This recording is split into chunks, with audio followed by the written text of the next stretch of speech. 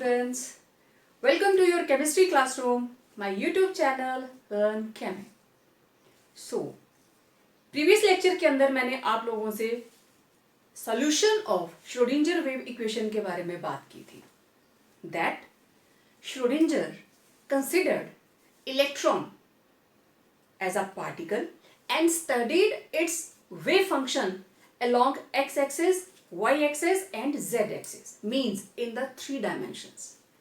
और उसके solution के बाद he was able to calculate natural information regarding the position, shape, size, energy associated with an electron inside the atom.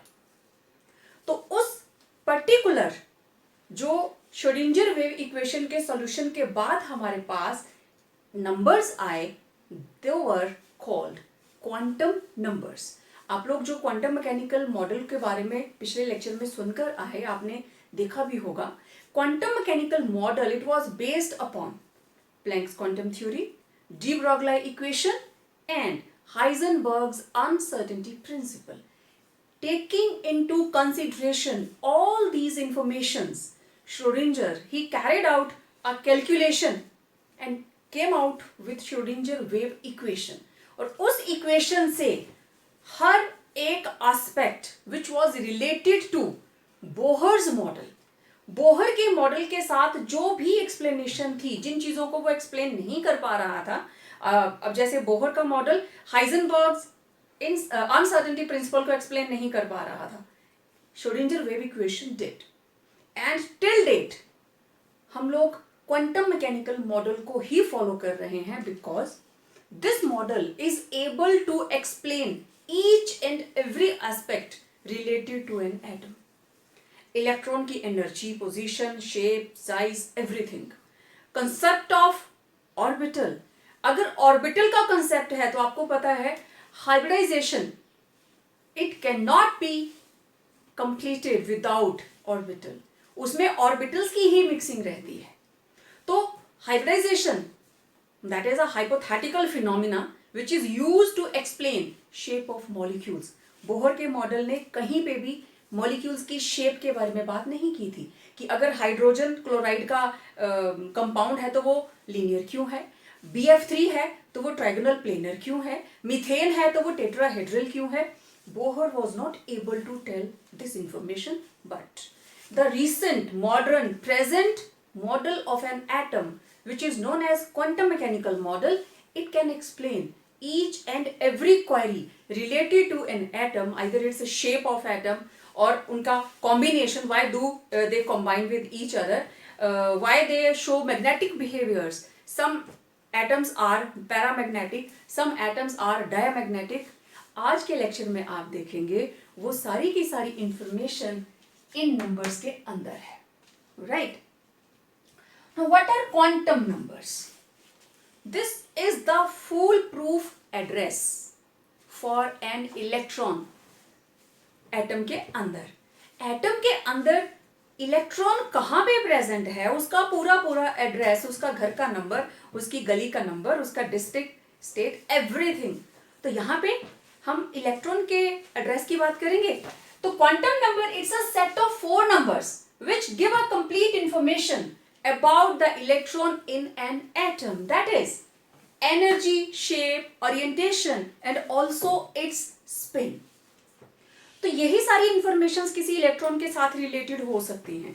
तो कौन कौन से वो 4 क्वांटम नंबर्स हैं, एक हल्का सा इनका कॉम्बिनेशन में थोड़ा सा बता रही हूँ, उसके बाद 1 by 1 हम इनको सॉल्व करेंगे और इनका आपस में क्या रिलेशनशिप है उसके बारे में बात करेंगे. तो अगर आप इसकी क्लासिफिकेशन देखें तो quantum numbers are 4. First is principal quantum number, second is azimuthal quantum number, third is magnetic quantum number and fourth is spin quantum number. अब देखिए यहां से आपके 1 मार्क के क्वेश्चंस कैसे निकलने वाले हैं. Designation of principal quantum number, it is denoted by n, small n. azimuthal quantum number, it is denoted by L. magnetic quantum number, it is denoted by small m, and spin quantum number, it is denoted by small s. इनको caps में नहीं लिखना है, सारे के सारे numbers जो है वो स्मॉल लेटर्स के अंदर है. ओके, अब आपका नेक्स्ट क्वेश्चन, डिस्कवरर कौन है इसका? ओके, प्रिंसिपल क्वांटम नंबर, आपको पता है इसके बारे में बहुत ही बात किए जा रहा है. Fixed orbit, every time he is focused on it. Fixed orbit, fixed energy.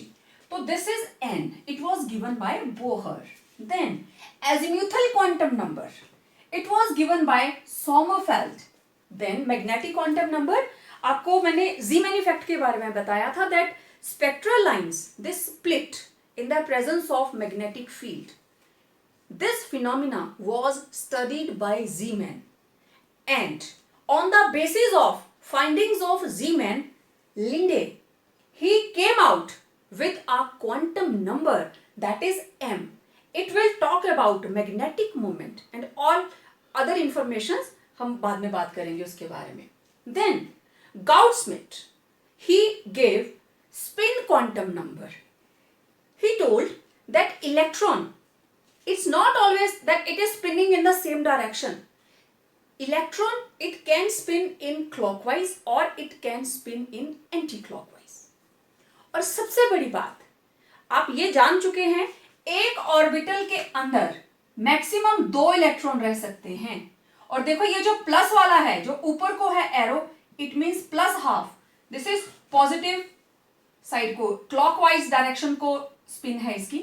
Downward का मतलब माइनस हाफ, तो ये लेफ्ट साइड को एंटी क्लॉकवाइज इसकी जो है वो डायरेक्शन होगी. तो इनके बारे में हम डिटेल में बात करेंगे वन बाय वन. यहां सिर्फ सो दैट आप लोगों को इंफॉर्मेशन रहे इसके बारे में, एक एक नंबर के और क्या क्या क्वेश्चंस हो सकते हैं. अभी देखिए, प्रिंसिपल क्वांटम नंबर से हमें क्या क्या इंफॉर्मेशन मिलती है. मैं यहां पे सिर्फ थोड़ा थोड़ा लिखूंगी, उसके बाद हमें डिटेल में लिखना है आगे, इनको जब अलग अलग हम करेंगे इंफॉर्मेशन. ओके, चलिए पहले इनका रिलेशन देख लेते हैं इंफॉर्मेशन से पहले. This is principal quantum number n, और ये जो l है ना, l इज always equal to n-1. l कभी भी n के बराबर नहीं होगा. इसकी जितनी भी वैल्यूज आएंगी n-1 तक ही सीमित रहेंगी. मींस अगर n की वैल्यू है 2 तो l की मैक्सिमम वैल्यू 1 तक आएगी. राइट? तो ये कभी भी इसके बराबर नहीं होगा. इनके बारे में मैं और आगे बात करूंगी. अब मैग्नेटिक क्वांटम नंबर, इसका भी रिलेशन है. तो magnetic quantum number it is equal two plus minus L. जो वैल्यू एल की आएगी तो मैग्नेटिक होगा -L to +L इंक्लूडिंग 0.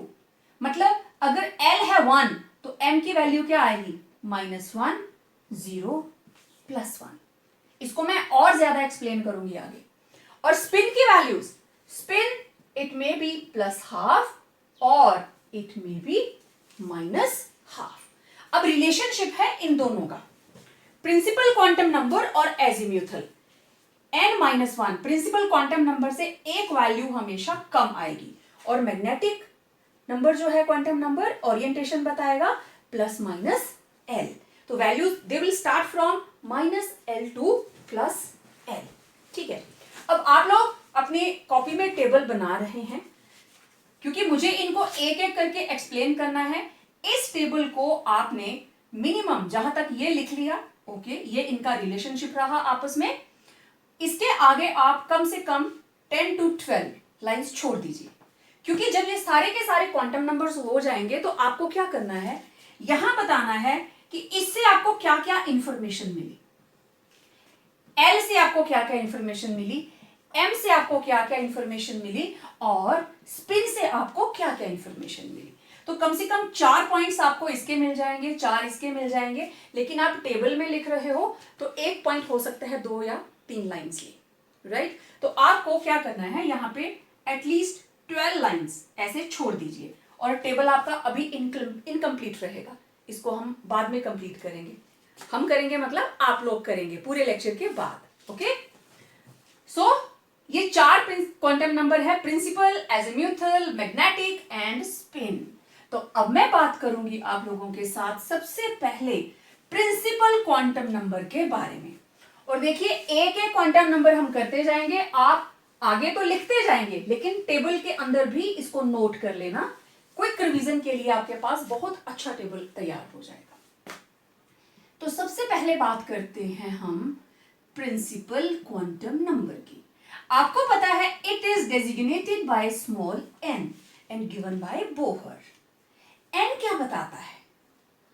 अगर एन की वैल्यू है 1 मींस फर्स्ट शेल मतलब के शेल। अगर एन की वैल्यू है 2 means second shell means L shell, right. तो एन हमें यह बताता है, एन से हमें यह बताता, it tells about main energy shell, main energy shell where electron is present। ये हमें बताता है मेन एनर्जी शेल कौन सी है जिसमें इलेक्ट्रॉन प्रेजेंट है। For example n is equal to 1 first shell, first energy level, n equal to 2 second energy level या शेल, इसको आप ले लीजिए सेकेंड शेल और फर्स्ट लेवल और सेकेंड लेवल, ठीक है। इसी तरीके से 3 4 जो भी होगा। दूसरी बात, अब देखिए ये रहा न्यूक्लियस, ये 1 और ये 2। सेंटर से, न्यूक्लियस के सेंटर से यहां तक फर्स्ट शेल का रेडियस, यहां तक सेकेंड शेल का रेडियस। तो अगर किसी एटम का n है 1 और दूसरी एटम का n है 2 तो साइज किसका बड़ा हुआ? जिसका n इक्वल टू 2 है, उसमें 2 शेल्स हैं, उसका रेडियस ज्यादा होगा। मींस इसने आपको information the about size of an atom, right. Atom के साइज का आइडिया मिला कि अगर उसमें 2 शेल्स हैं, इलेक्ट्रॉन सेकंड शेल में प्रेजेंट है, तो हमें पता चल गया कि वो एटम कितनी बड़ी है, उसके अंदर 2 शेल्स हैं, राइट। तीसरी बात, अब एटम के साइज का भी पता चल गया। अब देखो आपको n पता है तो you can calculate number of electrons, number of maximum electrons present in a given shell. एक पर्टिकुलर शेल के अंदर कितने इलेक्ट्रॉन प्रेजेंट है आपको पता है। फॉर्मूला कौन सा लगता है? 2n², right. अगर फर्स्ट शेल है तो इलेक्ट्रॉन कितने होंगे? 2 इंटू 1² 2। अगर n इक्वल टू 2 है तो 2 इंटू 2² 8। अगर n इक्वल टू 3 है 2 इंटू 3², 3 3 जा 9 2 जा 18। और अगर n इक्वल टू 4 है तो इट विल बी 2 इंटू 4², 4 4 जा 16 2 जा 32। These are the maximum electron that can be present in a given shell. एक गिवन शेल के अंदर मैक्सिमम कितने इलेक्ट्रॉन प्रेजेंट हो सकते हैं, आपको ये इंफॉर्मेशन भी मिल गई। और देखिए बोहर ने एक और इंफॉर्मेशन आप लोगों को दी थी and that was regarding energy, energy of a shell and that is, ये हो गए 3 point. Let it be 4th, मैं यहां लिख देती हूं 4th। En, किसी भी शेल की energy it was given by -2 π² me4, 2 π² me4 into z² upon n² h²। आप पाई की वैल्यू पुट कीजिए। m is mass of electron, e is charge of electron, z is atomic number of atom, n principal quantum number and h is Planck's constant. और जब आप इसको solve करेंगे तो En it will be -1312 upon n²। लेकिन यह है किसके लिए? Hydrogen and hydrogen like atoms. Means या तो वो होगा हीलियम 1 पॉजिटिव या वो होगा लिथियम 2 पॉजिटिव, जिनके अंदर हाइड्रोजन की तरह एक ही इलेक्ट्रॉन होगा, ये उनके लिए एप्लीकेबल होगा। तो आप देख सकते हो प्रिंसिपल क्वांटम नंबर से अगर आपको n पता चल जाता है, मुझे इंफॉर्मेशन चाहिए इलेक्ट्रॉन की, और इलेक्ट्रॉन कहां पे है, उसका n है 2, तो पहली बात पता चल गई कि वो सेकंड शेल में प्रेजेंट है। It is present in second shell. Okay, second shell में है, सेकंड शेल में है, इसका मतलब उसका साइज, उसका हमने आइडिया लगा लिया कि सेकंड शेल में है तो उसका साइज क्या होना चाहिए, right.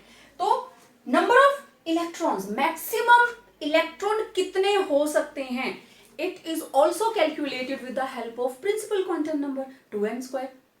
Okay, then hydrogen and hydrogen like atoms, उनकी energy that can be calculated, and it was this formula was given by Bohr. तो En it was -1312 upon n²। हम इसको बोहर के मॉडल में कर चुके हैं। तो ये इंफॉर्मेशन थी सिर्फ n का पता लगने से, राइट। तो n से हमें क्या क्या इंफॉर्मेशन मिली, अब आपके टेबल में लिखने के लिए 4 पॉइंट्स आ गए, 1 2 3 एंड 4। आपके टेबल का फर्स्ट वाला कॉलम कंप्लीट, ठीक है, टेबल आप ऊपर छोड़ दिया ना, अपनी जगह खाली छोड़ी है, तो ये प्रिंसिपल क्वांटम नंबर हो गया। अब आपको टेबल जो है वो कंप्लीट करना है, ठीक है। अब देखिए n इक्वल टू 1, मेन जो चीज हमें चाहिए, अब आपको शेल्स का पता चल गया, इलेक्ट्रॉन किस में प्रेजेंट है, n इक्वल टू 1, तो फर्स्ट शेल। ओके, अब देखते हैं हम सेकंड क्वांटम नंबर की बात। अब मैं ये डेफिनेशन हटा देती हूं सो दैट थोड़ा सा स्पेस हमारा बढ़ जाए। Okay, this is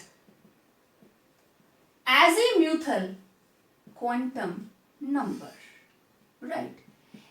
It is designated by L, इसको हम स्मॉल l के साथ डिनोट करते हैं।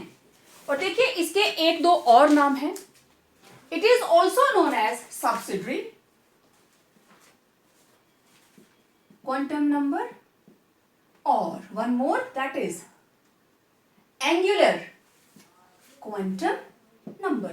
किसी भी नाम से आए, एंगुलर क्वांटम नंबर इसलिए क्योंकि हम इससे एंगुलर मोमेंटम जो है वो कैलकुलेट करने वाले हैं। ओके, अब ये तो चलिए इसका नाम हो गया।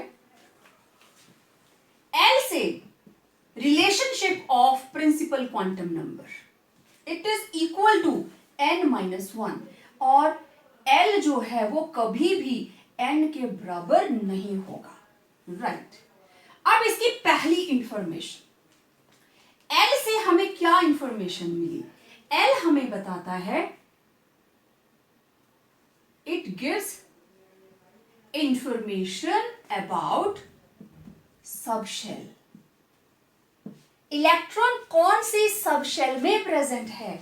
अब देखिए प्रिंसिपल क्वांटम नंबर, ये तो बिल्डिंग का नाम था, बिल्डिंग में अलग अलग फ्लैट्स हैं, वो है सबशेल्स। हर फ्लैट के अंदर अलग अलग रूम्स होते हैं, वो आगे मैं बात करूंगी, राइट। अभी हम मेन बिल्डिंग और उसके अंदर फ्लैट्स पे पहुंचे हैं। तो principal quantum number is like main building. अब उसमें पहला फ्लैट है that is known as subshell, right. Okay, दूसरी बात, अगर हमें L की वैल्यू पता है, इट मीन्स जब सबशेल का नाम पता चल गया, it will give information about shape of subshell. Subshell की शेप के बारे में भी पता चल जाएगा, ठीक है। चलो उसको हम एक में ही रख लेते हैं, सबशेल के बारे में information they the. Okay, second is it gives the value of angular momentum related to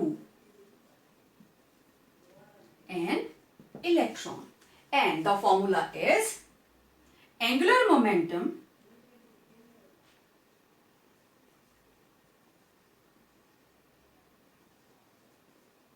it is L into L plus 1 under root H upon 2 pi। अब देखिए यहां पे L की वैल्यू हम निकालेंगे प्रिंसिपल क्वांटम नंबर को देख के, and it is L into L plus 1 into h upon 2 pi. If L is equal to 0, ठीक है, तो वैल्यू किसके बराबर आई? अंडर रूट 0 इंटू 0 प्लस 1, तो इंटू एच अपॉन 2 पाई, तो क्या होगा? 0। Okay, L equal to 1, 1 into 1 plus 1, 1 plus 1 2 into h upon 2 pi, तो it will be under root 2 into h upon 2 pi. It will have some value. अगर L equal to 2 है तो it will be 2 into 2 plus 1 into h upon 2 pi, तो कितना आया? 2 plus 3, 3 2 6, तो it will be under root 6 h upon 2 पाई।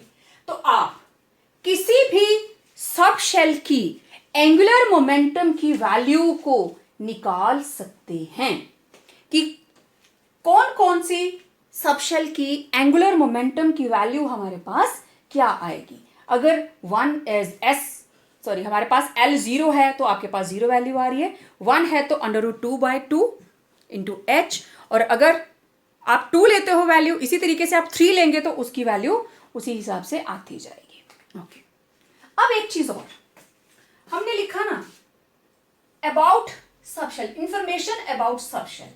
अब जो हमारा मेन काम है, इनका रिलेशन किस तरीके से, N और L किस तरीके से हमें आगे की इंफॉर्मेशन देगा।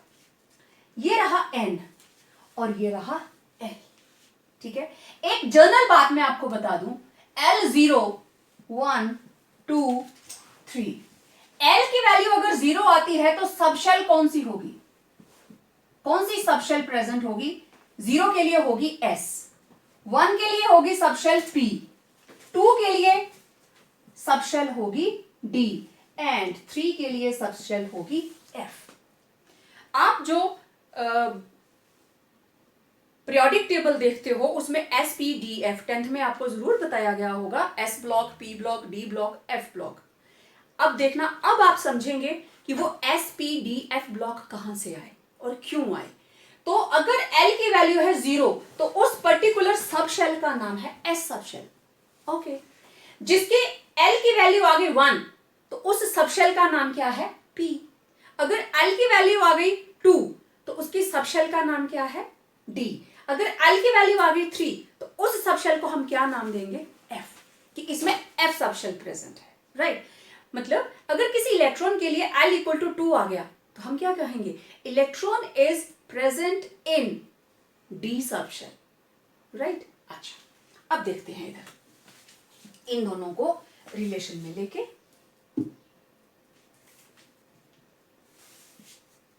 ये रहा प्रिंसिपल क्वांटम नंबर, ये रहा L, और आगे ना मैं इसका नाम बताऊंगी, N L।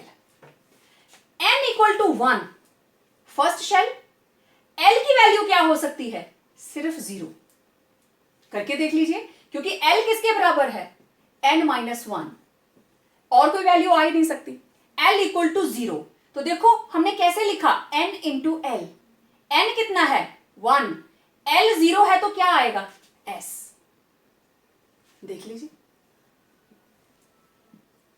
ठीक है ना। तो यहां पे आ गई सबशेल। सबशेल हम कैसे लिखते हैं? NL। तो कौन सी सबशेल आ गई? 1S। ओके, अब ये थी फर्स्ट शेल की बात। अब N इक्वल टू 2, ये था first shell. N equal to 2 का मतलब सेकेंड शेल। मैं इस साइड हो जाती हूं, मेरी शैडो पड़ रही है वहां पे। सेकेंड शेल, सेकेंड शेल का मतलब, अब देखो L की कौन कौन सी वैल्यूज आ सकती हैं? एक तो आएगी 0 और एक क्या आएगी? 1, क्योंकि L equal to N-1, N से एक कम आनी चाहिए, तो 0 से स्टार्ट करके एक माइनस करके कितनी आ गई? एक आई 0 और एक आ गई 1। अब मैं इसको कैसे लिखूंगी? यहां क्या है? N क्या है? 2, और L कितना आया? 0, और 0 के लिए क्या होता है? S, 2S। फिर आगे 1 है ना, 2 तो सेम ही रहेगा, 1 है, 1 के लिए क्या होता है? P, तो इस सबशेल का नाम क्या है? 2P।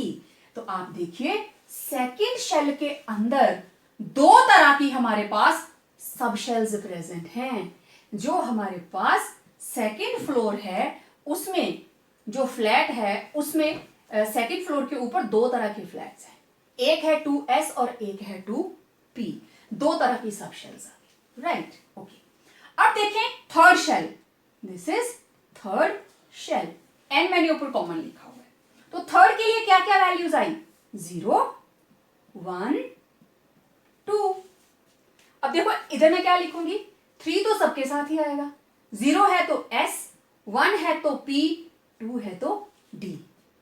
तो थर्ड शेल के अंदर तीन तरह की हमारे पास सब शेल्स आ गई। We are having 3 types of sub shells in third level. Okay, और उनके नाम क्या है, information about sub shell means उनका नेम भी आ गया, ठीक है, नेम आ गया तो उसके बाद आप उसकी शेप का भी आइडिया लगा लेते हैं। अब ये होगी तीन तरह की। अब आया fourth shell, this is fourth shell. Okay, main shell है फोर्थ और कौन कौन सी वैल्यूज आएंगी, 0 1 2 3। तो ये आ गया 4s, 1 है तो 4p, 2 है तो 4d, 3 है तो 4f। तो इसमें चार तरह की सब शेल्स प्रेजेंट है, s sub shell, p sub shell, d sub shell, f sub shell. हाँ, अगर 4 आ जाता l तो f के बाद आता है g h i, लेकिन पीरियोडिक टेबल के अंदर टिल नाउ अभी तक हमारे पास सिर्फ f ब्लॉक तक ही हैं। अब रिसेंट इसके आगे 118 तक हो चुका है, उसके आगे जो डिस्कवरीज होंगी, इलेक्ट्रॉन का एटॉमिक नंबर ऐड होगा, नेक्स्ट 119 हो जाएगा, फिर देखते हैं कि जो हमारे पास जी ब्लॉक आएगा उसको कहाँ रखा जाता है। तो एक बार फिर से देखिए, n और l का रिलेशनशिप और आपको सब शेल्स के बारे में आइडिया मिल गया। n1 है तो l0, n2 है तो 0 1, 3 है तो n-1 तक की सारी वैल्यूज, 4 है तो n-1 तक की सारी वैल्यूज। और जब भी हम सब शेल लिखते हैं कैसे लिखते हैं, n l। तो फर्स्ट शेल में एक ही तरह की सब शेल है, only one type of sub shell, 1s। इसमें है 2 टाइप्स, 2s एंड 2p। इसमें आ गई 3 टाइप्स और इसमें आ गई 4 टाइप्स। तो यहां से आप देखिए एजीमुथल क्वांटम नंबर, एक तो उसने एंगुलर क्वांटम नंबर के थ्रू हमें एंगुलर मोमेंटम कैलकुलेट करने में हेल्प की, दूसरा सबशेल के बारे में इसने फुल ऑन इंफॉर्मेशन दे दी। तो प्रिंसिपल क्वांटम नंबर एक इलेक्ट्रॉन के बारे में जब हमें पूरा एड्रेस बताता है तो वो बताता है इलेक्ट्रॉन की मेन एनर्जी शेल कौन सी है, फर्स्ट शेल। ओके, अब इलेक्ट्रॉन की सब शेल कौन सी है, 1s।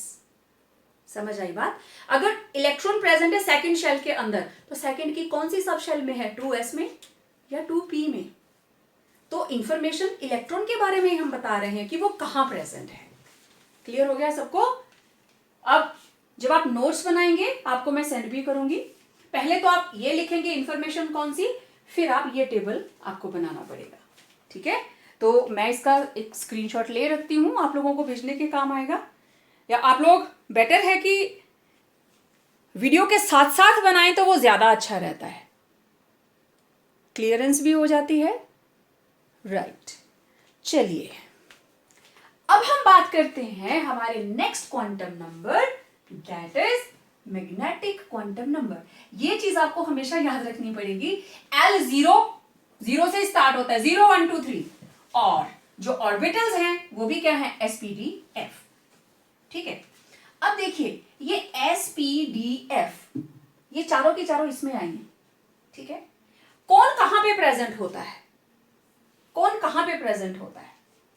अगर हम किसी एक एटम की बात करें, let it be hydrogen, hydrogen के अंदर ये सारे लेवल एक जैसे हैं, उसमें इलेक्ट्रॉन ही एक है। अदर देन हाइड्रोजन, हाइड्रोजन को छोड़कर बाकी जितनी भी मल्टी इलेक्ट्रॉन एटम्स हैं उनके लिए जो ऑर्डर है, order of energy of subshells, ये देखिए आप, न्यूक्लियस के सबसे नजदीक होती है एस सबशेल, उसके बाद आती है पी, उसके बाद आती है डी और उसके बाद आती है एफ।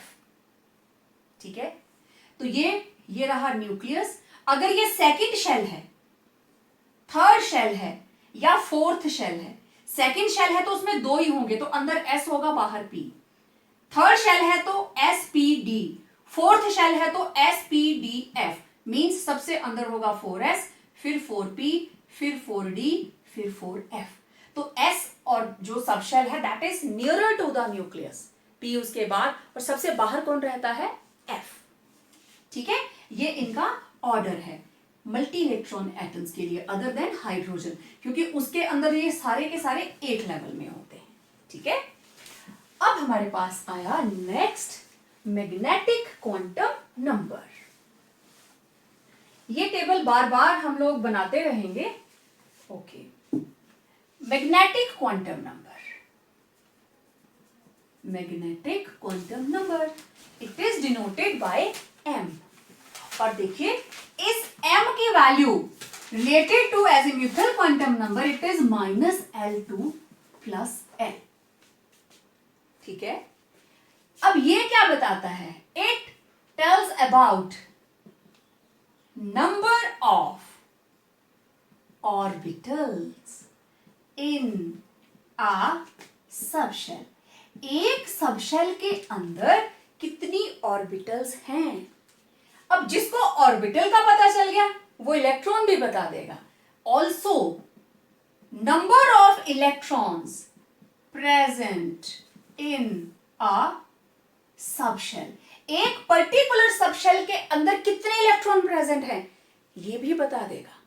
पूरी एटम के अंदर कितने हैं, मैग्नेटिक क्वांटम नंबर आपको पूरी इंफॉर्मेशन देता है, क्योंकि जिसने ऑर्बिटल्स बता दी ना, ऑर्बिटल का डबल होगा नंबर ऑफ इलेक्ट्रॉन्स, किस ऑर्बिटल में प्रेजेंट है।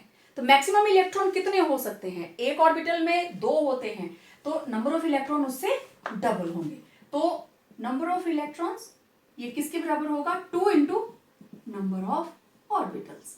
अगर ऑर्बिटल है 2 तो टोटल 4 इलेक्ट्रॉन होंगे। कैसे होंगे मैं आगे डिटेल में बताती हूँ। Okay, then it tells about orientation of orbitals.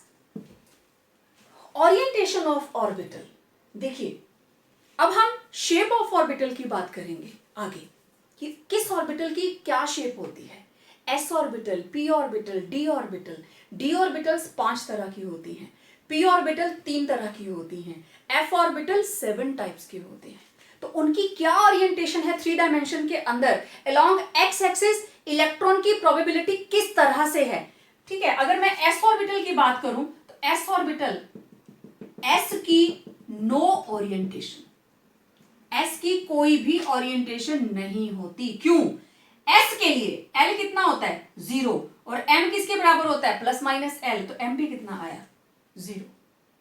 ठीक है ना, this is for S orbital. Okay, अगर मैं बात करूं पी सबशेल के बारे में, तो पी के लिए हमारे पास एल की कौन सी वैल्यू आती है 1, तो एम क्या होगा -0 + 3 वैल्यूज आई।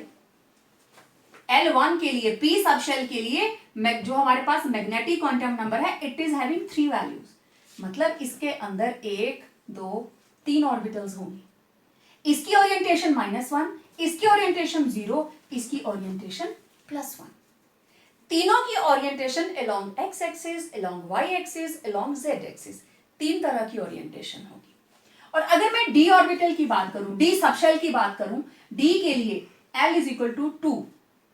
ठीक है, डी सबशेल L = 2, तो देखिए m कितना आया -2 -1 0 +1 +2, टोटल 5। तो for d orbitals there are 5 types of orientations. Electron किस ओरिएंटेशन में होगा, किस तरह की ओरिएंटेशन होगी उसकी, वो आप यहां से पता कर सकते हैं। क्लियर, अब इसको हम टेबल में लेते हैं, क्योंकि यहां तो जस्ट मैंने सिंपल सा आपको बताया, हम टेबल की बात करते हैं, वहां से आपको और ज्यादा क्लैरिफिकेशन होगी। तो टेबल आपका जो हमने बिल्कुल शुरू में बनाया वो साथ साथ बढ़ता जाएगा। हमारा 3rd क्वांटम नंबर स्टार्ट है ये। ओके, अब देखिए यहां पे मैं ले लेती हूं n। अब मैं सिर्फ n की बात नहीं करूंगी, स्टार्ट हमें यहीं से करना पड़ेगा। n is principal quantum number. इसके बाद आता है l is azimuthal quantum number. Okay, फिर बारी आएगी m is magnetic quantum number. और l किसके बराबर होता है? l is equal to n-1 और m किसके बराबर होता है? +-l। Right, okay. यहां पे आ जाएंगी नंबर ऑफ ऑर्बिटल्स और उधर हम इसके इलेक्ट्रॉन्स भी निकाल लेंगे। अब देखो, सबसे पहली शेल 1 है तो l की वैल्यूज क्या आएंगी? ये 1 तो l कितना आया? 0 है तो सब शेल कौन सी प्रेजेंट हुई? 1s। एक ही आई ना, 1s। ओके, अब देखें m, l इक्वल टू 0 तो m भी कितना आया? 0। क्लियर हो रही है बात? इसको मैं थोड़ा छोटा कर देती हूं। यहां मैं ले लूंगी नंबर ऑफ ऑर्बिटल्स। अब देखें, फॉर l इक्वल टू 0 m भी कितना आया? 0। नो ओरिएंटेशन, तो इसके पास कितनी वैल्यूज आई ऑर्बिटल्स की? 1, क्योंकि m क्या है? 0। तो हमारे पास एक ही ऑर्बिटल है और उसका नाम है 1s सब शेल है और उसमें ऑर्बिटल्स कितनी है? Only 1 orbital. राइट, चलिए सेकंड शेल की बात करते हैं। n इक्वल टू 2, तो बताइए जरा l की वैल्यूज कौन कौन सी होंगी? 0 1, 2 आएंगी। 0 है तो 2s, 1 है तो 2p। ये देखो n l, 0 के लिए 2s, 1 के लिए 2p। ओके, अब देखो यहां पे l कितना है? 0, तो m कितना हो गया? 0। l कितना है? 1, तो m की वैल्यू कितनी आई? -1, 0 +1। ये है 1, तो यहां पे आ गई 1 ऑर्बिटल। 1 2 3, ये है 3, तो यहां पे कितनी ऑर्बिटल्स आ गई? 3। तो ये है 2s सब शेल और ये है 2p सब शेल। 2p के अंदर ऑर्बिटल्स कितनी आई? 1 2 3। अब देखो, जिसका है -1 नंबर, इसका नाम है px, py, pz। तो p के अंदर 3 तरह की हमारे पास ऑर्बिटल्स हैं, px, py, pz। 3 तरह की ओरिएंटेशंस आ गई। Orientation along x axis, orientation along y axis and orientation along z axis. Clear? अब देखें टोटल ऑर्बिटल्स कितनी आई गई? 1 2 3 4। There are 4 orbitals total. Second shell के अंदर टोटल 4 ऑर्बिटल्स होती हैं। ओके, अब आई थर्ड शेल की बारी। थर्ड शेल, तो l की वैल्यूज क्या क्या हुई? 0 1 2। 1 है तो 3s, 2 है तो 3p, 1 है तो 3p, 2 है तो 3d। अब देखें, आगे देखें, l 0 तो m भी कितना आया? 0। l 1 तो m कितना आया? -l से लेके +l, तो दिस इज -1 0 +1। तो ये रही एक ऑर्बिटल। यहां कितनी आई? 3। और ये 3, ये रही 3s, ये रहा 3p सब शेल। तो 3p के अंदर कितनी है? Again px, py, pz। अब आई l इक्वल टू 2, तो m क्या क्या होगा? -2 -1 0 +1 +2। टोटल कितनी हो गई? 1 2 3 4 5। तो d सब शेल के अंदर टोटल कितनी ऑर्बिटल्स होती हैं? ये रही 5। d ऑर्बिटल्स में, d सब शेल के अंदर 5 ऑर्बिटल्स होती हैं। और अगर मैं आपको इनके नाम बताऊं तो ये होते हैं dxy, dyz, dzx, D X square minus Y square and D Z square. ठीक है, डी के अंदर कौन कौन सी रहेंगी मैं थोड़ा अलग से बता देती हूँ। 5 है, D X Y, D Y Z, D Z X, D X square minus Y square and D Z square. ये 5 तरह। तो 5 तरह की ओरिएंटेशंस हैं। ठीक, जब हम शेप्स ऑफ डी ऑर्बिटल्स करेंगे मैं वहां भी आपको डिटेल में बताऊंगी। यहां सिर्फ बात इतनी हो रही है कि मैग्नेटिक क्वांटम नंबर हमें क्या इंफॉर्मेशन देता है, ये बताता है नंबर ऑफ ऑर्बिटल्स कितनी प्रेजेंट है, किसी पर्टिकुलर सबशेल के अंदर टोटल नंबर ऑफ ऑर्बिटल्स कितनी है। अब आई फोर्थ शेल की बारी। तो एल की वैल्यूज 0 1 2 3 कौन कौन आया, 4s 4p 4d 4f। Okay, अब m 0 1 के लिए -1 0 +1, 2 के लिए -2 -1 0 +1 +2 और 3 के लिए -3 -2 -1 0 +1 +2 +3। काउंट करें जरा वैल्यूज। इसमें आई फर्स्ट वाले में 1 ऑर्बिटल, फिर आई हमारे पास 3 ऑर्बिटल्स। ठीक है, ये रहा s, ये रहा p। d के अंदर आ रही हैं 5 और f के अंदर 1 2 3 4 5 6 और 7। तो 7 ऑर्बिटल्स किसमें हैं, f के अंदर। 5 ऑर्बिटल्स किसमें हैं, d के अंदर। 3 ऑर्बिटल्स p के अंदर और 1 ऑर्बिटल s के अंदर। तो अगर आप ध्यान से देखें, मैक्सिमम इसमें 1 ऑर्बिटल, इसमें मैक्सिमम 4 ऑर्बिटल्स, इसमें मैक्सिमम कितनी आई 5 3 8 एंड 9, टोटल आ गई 9 ऑर्बिटल्स। नेक्स्ट देखिए जरा, 7 + 5 12, 12 + 3 15 + 1 16, total 16 orbitals. Number of electrons कितने होते हैं, डबल ऑफ ऑर्बिटल्स। तो एक ऑर्बिटल तो नंबर ऑफ इलेक्ट्रॉन कितने आ गए 2। 4 ऑर्बिटल्स नंबर ऑफ इलेक्ट्रॉन्स कितने आ गए 8। 9 ऑर्बिटल्स मैक्सिमम इलेक्ट्रॉन्स कितने आ गए 18। 16 ऑर्बिटल्स मैक्सिमम इलेक्ट्रॉन कितने आ गए 32। बोहर ने भी तो यही कहा था 2n²। तो जिस तरीके से बोहर ने कैलकुलेट किया था ना कि नंबर ऑफ मैक्सिमम इलेक्ट्रॉन्स इतने हो सकते हैं, श्रोडिंगर वेव इक्वेशन के सॉल्यूशन के बाद जो क्वांटम नंबर्स हमारे पास हैं वो देखिए कितनी डिटेल में बताते हैं कि अगर वो 18 इलेक्ट्रॉन हैं तो एक ही सर्कल में नहीं घूम रहे हैं। मैं इन 18 इलेक्ट्रॉन्स की बात करूं, उसमें से 2 s ऑर्बिटल में हैं, 6 इलेक्ट्रॉन p सबशेल में है और p सबशेल की भी अलग अलग ओरिएंटेशन में, 2 along x axis, 2 along y axis और 2 अलोंग z एक्सिस। और उसमें से 10 इलेक्ट्रॉन्स जो है they are in d subshell, 5 orbitals of d subshell and they are also having different orientations. तो आपने देखा मैग्नेटिक क्वांटम नंबर किस तरीके से, देखो प्रिंसिपल क्वांटम नंबर ने सिर्फ इतना बताया इलेक्ट्रॉन की मेन शेल कौन सी है, एजीम्यूथल ने बताया उसकी सबशेल कौन सी है।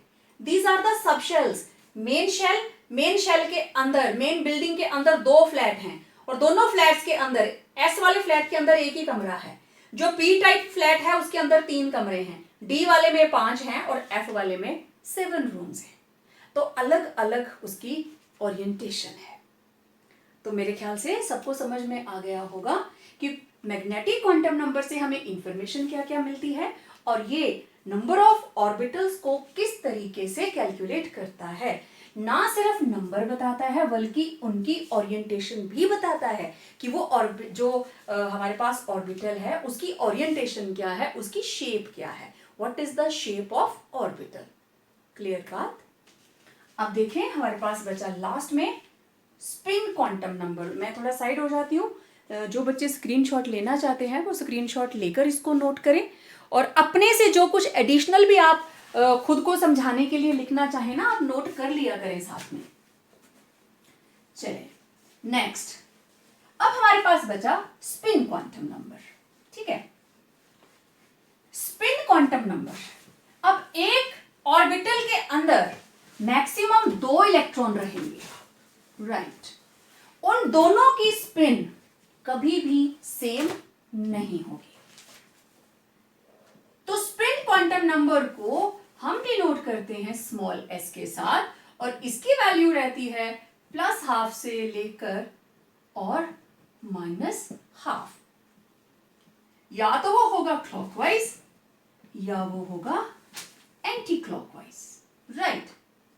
अब ये इलेक्ट्रॉन, ये ऑर्बिटल, एक इलेक्ट्रॉन अप स्पिन और दूसरा इलेक्ट्रॉन लो स्पिन, तो ये बताएगा उसकी स्पिन कौन सी है, आइदर इट इज क्लॉकवाइज और anti clockwise. Okay, one more thing, आप लोग पढ़ते हो ना मैग्नेटिक मोमेंट के बारे में, तो देखिए magnetic moment, spin quantum number also gives magnetic moment of electron, किसके बराबर, it is √s into s+1 h/2π, where s is spin quantum number.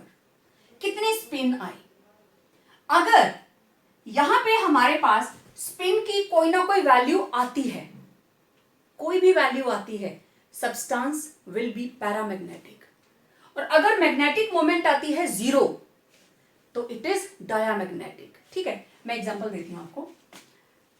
मान लीजिए हमारे पास स्पिन है +12, ठीक है, तो किसके बराबर होगा, √12 इंटू हाफ +1 अपॉन 2π, तो हाफ इंटू 1 तो ये आ गया 3/2, 1/2 इंटू 3/2 तो इंटू h/2π, ये आ गया √3/4, एक 2 बाहर आ गया ना, 1/2 √3 इंटू h/2π, और आप इसको लिखेंगे √3 इंटू h/4π।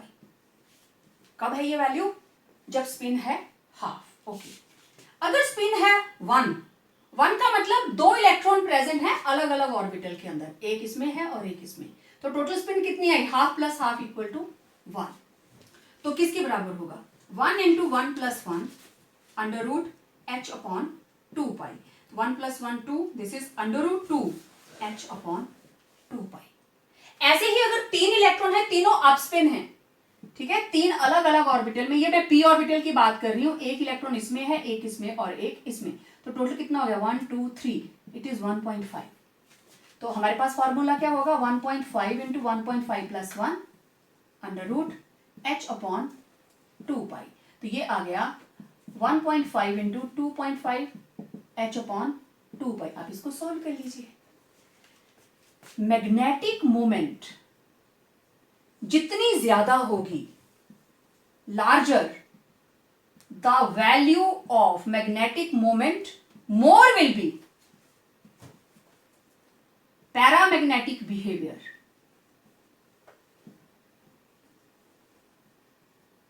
Of atom.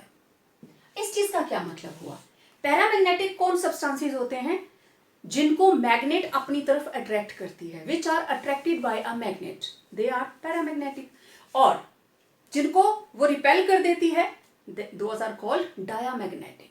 ठीक है, अब अगर ये दोनों इलेक्ट्रॉन मैं इसमें लेती तो स्पिन कितनी आई, 0, 0 + 0 मल्टीप्लाई बाय 0, सारे के साथ मल्टीप्लाई होगा तो 0, तो उसकी मैग्नेटिक मोमेंट क्या आई, 0।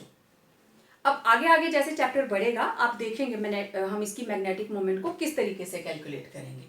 तो spin quantum number it also gives magnetic moment of atoms, और हमें यह पता चलता है given atom, particular atom paramagnetic है या डायामैग्नेटिक है।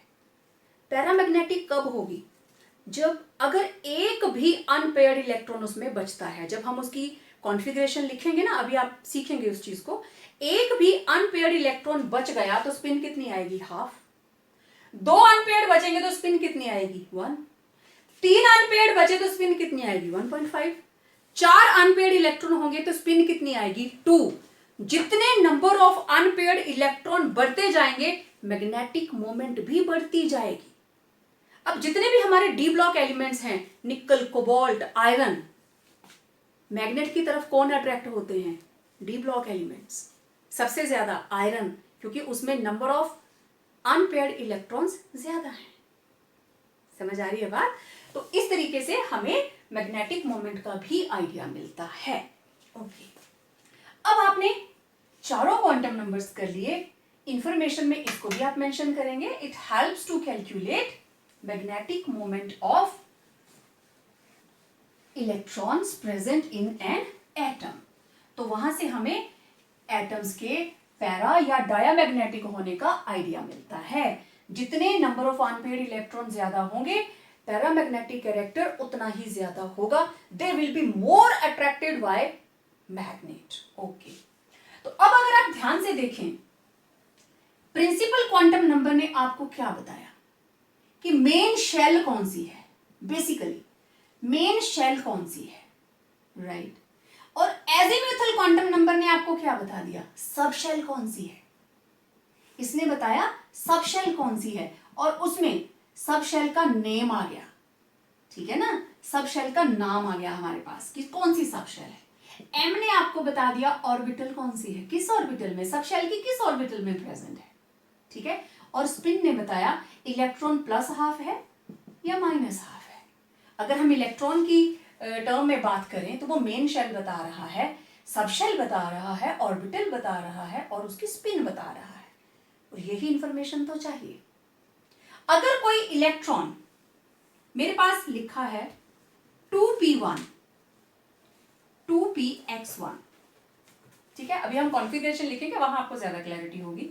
तो अगर कोई इलेक्ट्रॉन प्रेजेंट है मान लो 2p में, 2p1, इसका मतलब उसका n कितना है, 2p है, तो l कितना है, 1। एक ही इलेक्ट्रॉन है तो स्पिन क्या होगा, या तो प्लस हाफ होगा या माइनस हाफ होगा, ठीक है। अब मैं इन सारी चीजों को, ये भी आपके पास मेन चीजें आ गई कि अगर ओवरऑल आप देखें तो सिर्फ यही इंफॉर्मेशन हमारे पास आ रही है। अब हम एक और टेबल बनाने वाले हैं। अब मैं आपको नंबर ऑफ इलेक्ट्रॉन्स भी बताऊंगी, क्योंकि हमें स्पिन का भी पता चल गया ना कि एक ऑर्बिटल के अंदर मैक्सिमम 2 इलेक्ट्रॉन रह सकते हैं।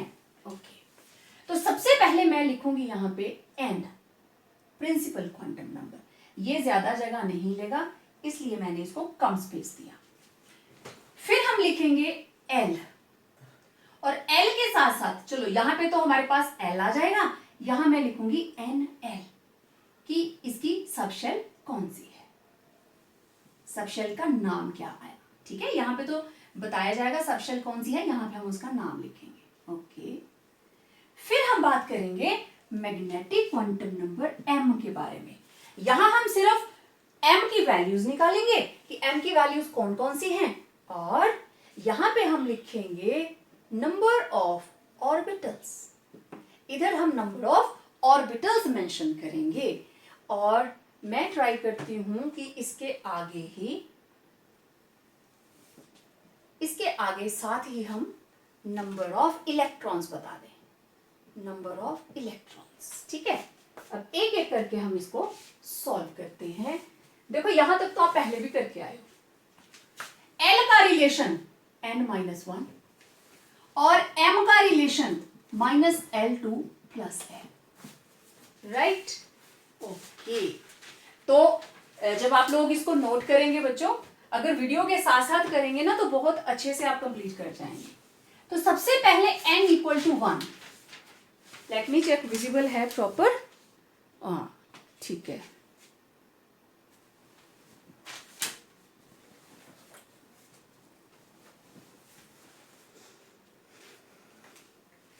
m नंबर ऑफ ऑर्बिटल्स, और इधर आ गए नंबर ऑफ इलेक्ट्रॉन्स, ये दिखाई नहीं दे रहा था, नंबर ऑफ ऑर्बिटल्स, और यहां आ गए number of electrons. Okay, n = 1, तो देखो l कितना होगा, n1 के लिए l विल बी 0, nl किसके बराबर हुआ, 1s, l0 तो 1s। ओके, अब ये आया 0, तो यहां देखो इसके हिसाब से m भी कितना आया, 0, m0 एक वैल्यू आई, इसका मतलब नंबर ऑफ ऑर्बिटल्स कितनी आई, 1। क्लियर। अब नंबर ऑफ ऑर्बिटल्स आई 1, ये लीजिए एक ऑर्बिटल, और इस ऑर्बिटल का नाम क्या है 1s। इस सबशेल का नाम क्या है 1s। तो इसमें मैक्सिमम कितने इलेक्ट्रॉन आ सकते हैं देख लीजिए। एक ही ऑर्बिटल है और एक ऑर्बिटल के अंदर मैक्सिमम कितने इलेक्ट्रॉन्स आ सकते हैं, ओनली 2। सिर्फ 2 इलेक्ट्रॉन आ सकते हैं, इससे ज्यादा नहीं आएंगे। n इक्वल टू 2, तो L की वैल्यूज क्या हो सकती हैं 0 1। L 0 है तो क्या नाम होगा 2s, 1 है तो क्या नाम होगा 2p। अब देखो यहां पे L है 0 तो m भी क्या हुआ 0। L है 1 तो m कितना हुआ -1, 0 + 1। m 0 मतलब एक ऑर्बिटल, और इस ऑर्बिटल का नाम क्या है 2s। m -1 0 + 1, ओके 1 2 3 -1 0 + 1, और इसका नाम क्या है 2p। टोटल कितनी हो गई 1 3, तो टोटल 4। ये रही टोटल 4, ओके। ये रही फर्स्ट, सेकंड, थर्ड, फोर्थ। ये रहा 2s और ये है 2p। 2s के अंदर मैक्सिमम इलेक्ट्रॉन 2, इसके अंदर कितने आएंगे 2 4 6, तो ये आए 2, ये आए 6, टोटल कितने हो गए 8 इलेक्ट्रॉन्स। तो आप देख लीजिए सेकंड शेल के अंदर टोटल कितने इलेक्ट्रॉन्स आने चाहिए थे 8। Let us calculate now third shell. Third shell का मतलब L equal to 0, L equal to 1, L equal to 3। 0 है तो 3s, 1 है तो 3p, 2 है तो 3d। 3 तो हो नहीं सकती क्योंकि इट शुड बी n-1, ये होगी n-1, ओके। अब देखो L 0 तो m भी कितना आया 0, 1 -1 0 + 1, m -2 -1 0 + 1 + 2, तो यहां आई 1, यहां आई 3 और यहां कितनी आ गई 5। बना लेते हैं। ये रही 1 1 2 3 1 2 3 4 5। तो यहां देखो -1 0 + 1, ये देखो 5 वैल्यूज थी ना -2 -1 0 + 1 + 2, तो ये रहा 3s 3p 3d। तो 1 3 5, टोटल कितनी हो गई 9 ऑर्बिटल्स, ठीक है। अब मुझे इसके इलेक्ट्रॉन्स निकालने, टोटल हो गए 9। अब देखो यहां पे एक ऑर्बिटल और इसका नाम है 3s, फिर है 3 ऑर्बिटल्स, इनका नाम है 3p, फिर है 5, इनका नाम है 3d। अब एक ऑर्बिटल में 2 इलेक्ट्रॉन, हर ऑर्बिटल के अंदर 2 इलेक्ट्रॉन भर दीजिए, एक स्पिन ऊपर एक नीचे, काउंट कीजिए 2 6 10, टोटल कितने हो गए 18 इलेक्ट्रॉन्स। अब बारी आई फोर्थ शेल की। फोर्थ के लिए L क्या क्या होगा 0 1 2 3, 1 है तो 4s 4p 4d 4f। अब 0 है तो m विल बी 0, 1 है m विल बी -1 0 + 1, 2 है तो m विल बी -2 -1 0 + 1 + 2, और 3 है तो m विल बी -3 -2 -1 0 + 1 + 2 + 3, ओके। अब इनकी वैल्यूज लिखिए। देखो यहां पे कितनी ऑर्बिटल्स आई, एक वैल्यू आई ना 1 3 5 7। अब यहां पे हम बना देते हैं, ये रही 1 और ये रही 3 ऑर्बिटल्स, ये रही 5 ऑर्बिटल्स, 1 2 3 4 5 6 और 7 7। ठीक है, अब इसकी वैल्यू 0, -1 0 +1, -2 -1 0 +1 +2, -3 -2 -1 0 +1 +2 +3। अब देखो सबकी ओरिएंटेशन अपनी अपनी है, तो यहां कितनी आई 1 3 5 7, तो टोटल कर लो 1 + 3 + 5 + 7, ये आ गई टोटल 16। ओके, अब यहां पे इनके इलेक्ट्रॉन्स देखते हैं।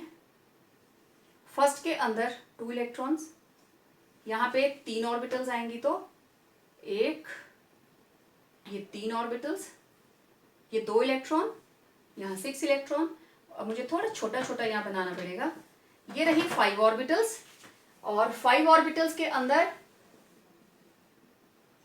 टोटल 10 इलेक्ट्रॉन, क्योंकि एक के अंदर 2 इलेक्ट्रॉन।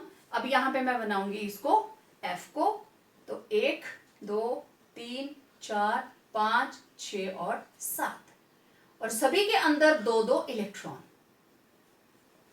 तो इसमें आ गए 14 इलेक्ट्रॉन, तो टोटल आ जाएंगे 32। और आप देखिए, according to Bohr number of electrons, according to Bohr, 2n², 1 × 1² equal to 2, 2 × 2² equal to 8, 3 × 2 × 3² equal to 18, and 2 × 4² equal to 32। Same आ गए ना, जो बोहर ने कहा था नंबर ऑफ इलेक्ट्रॉन्स क्या आ गए, सेम। ये मैंने सिर्फ आपको समझाने के लिए यहाँ पे लिखा, ठीक है। पहले आप पूरा टेबल ऐसे कंप्लीट कर लीजिए, और उसके बाद में आप ऐसे डॉटेड लाइन लगा के अकॉर्डिंग टू बोहर, तो ये रहा 2n², 1 × 1² equal to 2, 2 × 2² equal to 8, 2 × 3² equal to 18, 2 × 4² equal to 32।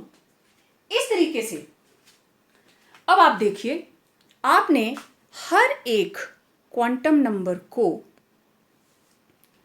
Include किया, ये सारे आपस में एक दूसरे के साथ किस तरीके से इंटर रिलेटेड हैं आपने उसको देखा। प्रिंसिपल क्वांटम नंबर आपको मेन शेल बता रहा है, एजीमुथल क्वांटम नंबर आपको सब शेल बता रहा है, और मैग्नेटिक क्वांटम नंबर ये आपको बताता है ऑर्बिटल के बारे में। और नेक्स्ट, कितनी नंबर ऑफ ऑर्बिटल्स प्रेजेंट हैं और कितने नंबर ऑफ इलेक्ट्रॉन्स प्रेजेंट हैं, ठीक है। तो ऑर्बिटल्स के बेस पे कुछ एक क्वेश्चंस जो आते हैं, उसके लिए हम देखते हैं हमारा next video. Let us discuss some questions based upon quantum number. Paper में कैसे आता है, अब हमने 2 पार्ट्स में बात की है, लगभग 1 घंटा हम क्वांटम नंबर्स को डिस्कस करते रहे, तो इतना डिटेल्ड क्वेश्चन नहीं आता। क्वेश्चन कैसे आएगा, look out for the first question. Right the name of subshell from given value of n and l। मैं हिंट दूंगी, आंसर्स आपने लिख के भेजने हैं। अब देखो, ये n की वैल्यूज हैं और ये l की। n अगर 2 है और l अगर 0 है, जब आप इसको सॉल्व करेंगे ना, answer first, n = 2, l = 0। l 0 हो तो कौन सी सबशेल होती है, अभी 0 के लिए कौन सी होती है, s, तो क्या नाम बना 2s। क्योंकि आप कैसे लिखते हो इसको, सबशेल कैसे लिखते हैं हम, nl, इनको इकट्ठा कर दो, n है 2, l 0 मतलब s, ठीक है। सेकंड बता देती हूं, n = 2, l = 1, तो nl किसके बराबर हुआ, 2p। Simple, this is the answer. 1 0, तो 1 क्या होता है, 1 0 के लिए क्या होगा, s, तो इट विल बी 1s। तो ऐसे ही आपको सभी के नाम लिख के मुझे भेजने हैं। एक एक करके, जैसे ये रहा फर्स्ट क्वेश्चन का ए पार्ट, ये रहा बी पार्ट, ये C part, D E F, इस तरीके से। क्लियर? गुड। अब देखिए next, write all the possible values of L and M for an electron present in fourth and third shell. ठीक है, ये सबको समझ आ गया होगा। अब देखें, मैं फोर्थ शेल का बता देती हूं, थर्ड के आपने मेरे को लिख के भेजने। फोर्थ शेल ये आपको गिवन है, मतलब एन कितना आ गया 4, सारी पॉसिबल वैल्यूज लिखनी है, तो एल क्या क्या हो सकता है 0 1 2 3। क्लियर? ये सारी वैल्यूज हो सकती हैं। तो जब हम सिर्फ फोर्थ शेल की बात कर रहे हैं तो मिनिमम वैल्यू क्या आएगी हमारे पास 3।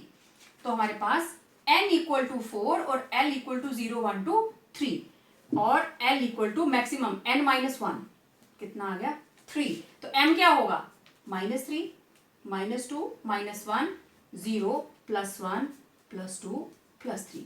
These are the possible values. लेकिन हम लिखेंगे क्या l equal to n minus 1, ये हो गया 3, तो m का लिख देंगे। ऐसे ही थर्ड शेल के अंदर n कितना आया 3, l कितना आएगा 2, l will be equal to n minus 1। सारी पॉसिबल वैल्यूज क्या होंगी 0 1 2, तो ये आ गया 2। तो m किसके बराबर होगा -2 से लेके +2 तक। सिंपल, इस तरीके से आप इसको आंसर करेंगे। इस वाले पोर्शन का आंसर ये रहा और इसका आंसर आपने कंप्लीट करना है। तो ये क्वेश्चन हो गया, ये क्वेश्चन हो गया। ओके, अब देखिए, which of the following orbitals exist or does not exist? Okay, मैं लेती हूं एक 1s, इक्वेशन आपने लिखी 1s। ओके, 1s का मतलब n कितना है 1 और s का मतलब for s l is equal to 0। तो देखो n और l बराबर नहीं होने चाहिए। ठीक है, तो n 1 है तो l 0, तो हम क्या लिखेंगे 1s exists, 1s exist करती है। ओके, फिर मैं ले लेती हूँ एक और इसी में से example 2d। For 2d n equal to 2 और d के लिए for d l will be equal to, d के लिए कितना होता है 0 1 2 3 s p d f, d के लिए l कितना आया 2, but n can never be equal to l, मतलब n जो है वो l के बराबर नहीं होना चाहिए। देयरफॉर, लेकिन यहां पे क्या आ रहे हैं बराबर 2d डज नॉट एग्जिस्ट। समझ आ रही है बात? और यहां पे आप एक और लिख लीजिए 2f, और किसी भी कीमत में l जो है वो n से बड़ा भी नहीं हो सकता। जैसे मैं लास्ट वाले को लूं 2f, अगर मैं 2f की बात करूं तो n इक्वल टू 2 और l कितना आ गया 3। l can never be greater than n, ना तो बराबर उससे एक कम होगा ना, l will B n minus 1, ना तो उसके बराबर होगा ना उससे बड़ा होगा। Therefore 2f does not exist. इसको हम पूरे क्वेश्चन को इसी तरीके से करेंगे। क्लियर? अब देखिए नेक्स्ट क्वेश्चन, बहुत बड़ा आपको दिखाई दे रहा होगा, बहुत बड़ा लिखा हुआ है, इतना बड़ा है नहीं। Out of the following set of quantum numbers which are possible and which are not possible. Okay, अब मैं इसमें से आपको फर्स्ट या सेकंड का बता देती हूँ, बाकी आपने खुद करने हैं। फर्स्ट देखिए n0, ये तो यहीं पे गलत हो गया, n0 हो ही नहीं सकता, 1 से स्टार्ट करेगा, तो फर्स्ट वाला सेट नॉट पॉसिबल। ओके, ये है 1, l है 0, बिल्कुल हो सकता है क्योंकि l की वैल्यू n से एक कम हो सकती है, और m जो है वो इसी के बराबर होता है, और स्पिन या तो +½ होगी या -½ समझ आ रही है सबको? तो ये पॉसिबल है। यहां देखो n1 l1, ये दोनों बराबर आगे जाने की जरूरत ही नहीं है, ये दोनों बराबर आ गए, तो इट इज नॉट पॉसिबल क्योंकि यहाँ पे n जो है वो l के बराबर आ रहा है। तो आपके पास क्या रहेगा n can never be equal to l। अब इसको आपने ऐसे टिक नहीं लगानी है, रीजन बताना है। ये आपका a part, b part, c part, d part, e part, तो ए पार्ट के अंदर n is equal to 0 which is not possible. B part के अंदर n equal to 1 and l equal to 0, m equal to 0। Basically हमें इन्हीं को देखना है, तो दीज आर पॉसिबल। अब थर्ड के अंदर n1 और l भी 1, n can never be equal to l। इस तरीके से आपको इसको आंसर करना है। तो 2 बचे हैं, वो आपने कंप्लीट करके भेजने हैं, ठीक है। अब एक और क्वेश्चन है, which shell would be the first to have G shell? Okay, which shell would be the first to have G subshell? Okay, question number 5। अब देखें, for G subshell L कितना होना चाहिए? L is equal to 0, 1, 2, 3, 4, S, P, D, F, G। तो G के लिए होना चाहिए 4। For G, L is equal to 4। और आपको पता है L is equal to n minus 1। तो L कितना है 4, n minus 1, तो n कितना आया 4 plus 1, तो n should be 5। तो principal quantum number for G subshell क्या होना चाहिए? 5। तो fifth shell will be the first to have G subshell. तो ये वाले जो न्यूमेरिकल्स हैं इनको हम इसी तरीके से सॉल्व करते हैं। तो देखें answer number 6, how many electrons are possible in all the shells with n plus l equal to 5। Okay, तो मुझे चाहिए n plus l equal to 5, ठीक। तो n प्लस l जिसका 5 होगा, देखिए क्या क्या कॉम्बिनेशन हो सकता है। अगर n है 5 फर्स्ट, n 5 और l हो जाए 0, तो टोटल नंबर कितना आया 5। ये वैल्यूज हमें, आपको पता है l की वैल्यू आपको n से लो रखनी है। तो n अगर 5 है, l अगर 0 है, n l, तो ये कौन सी हुई 5s, राइट। ओके, अब 1 करेंगे तो 6 हो जाएगा। चलिए नेक्स्ट देखें, n 4 और l क्या होना चाहिए 2, और पॉसिबल है क्योंकि 2 4 से कम है। तो ये कितना हो गया 4 प्लस 1, तो ये भी क्या हो गया 5। तो 4l1 तो क्या हो गया 4p। ओके, अब और 5 कैसे आ सकता है 3 प्लस 2, और ये भी पॉसिबल है। हम क्या कर रहे हैं, इसको घटाते जा रहे हैं और इसको बढ़ाते जा रहे हैं जब तक ये दोनों बराबर नहीं आ जाते। स्टार्टिंग फ्रॉम 0, मैक्सिमम इसकी 5 ले सकते हो वैल्यू आप। 3 प्लस 2 इक्वल टू 5, तो कौन सी सबशेल आई हमारे पास 3 प्लस 2 5, ये रहा 3, और 2 के लिए क्या होता है 0 1 2 3 S P D F, तो 2 आया, दिस इज 3D। क्लियर। अब देखें 5s के अंदर कितनी ऑर्बिटल्स होती हैं, सिर्फ एक। 4p, p के लिए l कितना है 1, और p के लिए 3 वैल्यूज होती हैं, तो p के अंदर 3 orbitals, 1 2 3। Okay, d 3d, d के अंदर कितनी होती है 5 ऑर्बिटल्स। ओके, इलेक्ट्रॉन्स फिल कर दीजिए। आपको वैसे एक जनरल रूल पता है, नंबर ऑफ ऑर्बिटल्स डबल कर देंगे तो that will be number of electrons. तो s के अंदर मैक्सिमम 2 इलेक्ट्रॉन्स, p के अंदर मैक्सिमम 6 इलेक्ट्रॉन्स, एंड d के अंदर मैक्सिमम कितने आ गए हमारे पास 10 इलेक्ट्रॉन्स। ये आप पीछे क्वांटम नंबर्स के अंदर करके आए हो, क्योंकि p के अंदर मैक्सिमम होती हैं 3 ऑर्बिटल्स, तो इसमें मैक्सिमम इलेक्ट्रॉन्स कितने आ गए 6 आ सकते हैं। d के अंदर हमारे पास होती हैं 5 ऑर्बिटल्स, तो मैक्सिमम इलेक्ट्रॉन्स कितने आ गए 10, और s के अंदर एक ही ऑर्बिटल होती है, तो कितने इलेक्ट्रॉन्स आएंगे मैक्सिमम 2।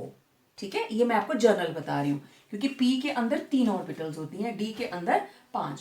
p के लिए l होता है 1, d के लिए l होता है 2, और s के लिए l होता है 0। 2 है तो ये रही m की वैल्यू -2 -1 0 +1 +2। तो अब इनका टोटल कर दीजिए, कितने हो गए 10 + 16 18। तो किसी भी एटम के अंदर there will be 18 electrons which will be having n+l value equal to 5। ये आप किसी भी उसके अंदर चेक कर सकते हैं कि कोई भी एटम है, अगर उसका n+l वैल्यू हमारे पास आ रही है 5, तो ये जितने हमने इलेक्ट्रॉन्स लिखे हैं ना, इससे ज्यादा इलेक्ट्रॉन्स नहीं आ सकते। अब क्वेश्चन नंबर 8 देखो। क्वेश्चन नंबर 8 के अंदर मैंने आपसे पूछा है n+l आना चाहिए हमारे पास 4। तो सेम इसी तरीके से n+l 4 करके आप कौन कौन सी सबशेल वहां पे शो कर सकते हैं, ये आपने मेरे को सॉल्व करके खुद भेजना है, ठीक है।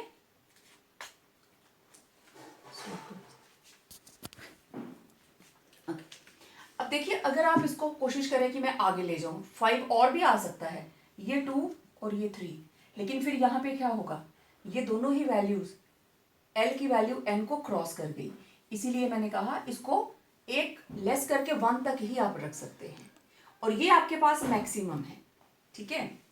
अब question number 8 n+l equal to 4, वो आप लोग सॉल्व करके भेजेंगे, right. Calculate number of subshells in m shell. मैंने 2 पूछी हैं, एक का मैं सॉल्व करके बता देती हूं। अब देखिए, calculate number of subshells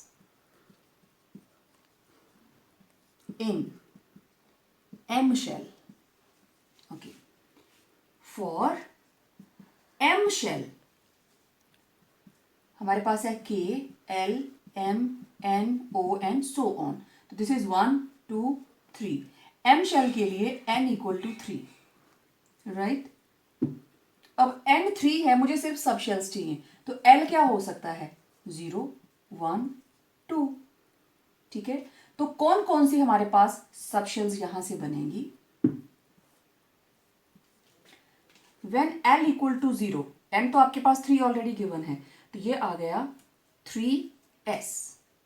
l equal to 1, तो क्या आ गया 3p, 3 1 है तो p, और अगर 2 है तो 3d। तो कितनी आई, s के अंदर कितनी ऑर्बिटल्स होती हैं, एक वैल्यू है ना, तो this will be m equal to 0। l m कितना आया, -1 0 +1, 2 है, m कितना आया, -2 -1 0 +1 +2। तो देखें, नंबर ऑफ ऑर्बिटल्स 1 3 5, ये मैं आपको एडिशनल बता रही हूं। सबशेल्स तो इसके पास ये आ गई, 3 तरह की सबशेल्स हैं, S, P एंड D। तो नंबर ऑफ सबशेल्स की आंसर है आपके पास 3 सबशेल्स, और कौन कौन सी हैं, 3s 3p और 3d। अब आपसे क्वेश्चन पूछ लिया जाता है number of orbitals in m shell, तो कौन सी आई हमारे पास, m शेल के अंदर कौन कौन सी हैं, s p d।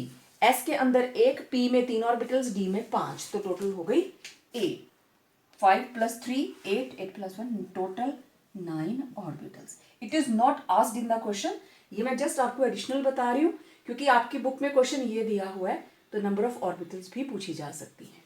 तो आपका होमवर्क, आपको बताना है n शेल के अंदर नंबर ऑफ सबशेल्स कितनी है, बस आपको इतना ही बताना है। सिर्फ यहां तक आप निकालेंगे, L0 1 2 जो भी आएगा, और उस सबशेल का नाम लिखेंगे, और साथ में आप आंसर लिख देंगे कितनी सबशेल्स प्रेजेंट हैं। तो इस तरीके से क्वांटम नंबर के ऊपर बेस्ड कोई भी क्वेश्चन आता है, थोड़ी सी कंसंट्रेशन रखेंगे तो इजीली सॉल्व हो जाएगा। अब हमारे अगले वीडियो के अंदर हम इलेक्ट्रॉनिक कॉन्फ़िगरेशन सीखेंगे, लेकिन उससे पहले वो कौन कौन से लॉज हैं जो इलेक्ट्रॉनिक कॉन्फ़िगरेशन को गवर्न करते हैं। तो बने रहिए हमारे साथ हमारे आने वाले वीडियोस के लिए। तब तक stay home, stay safe and keep practising.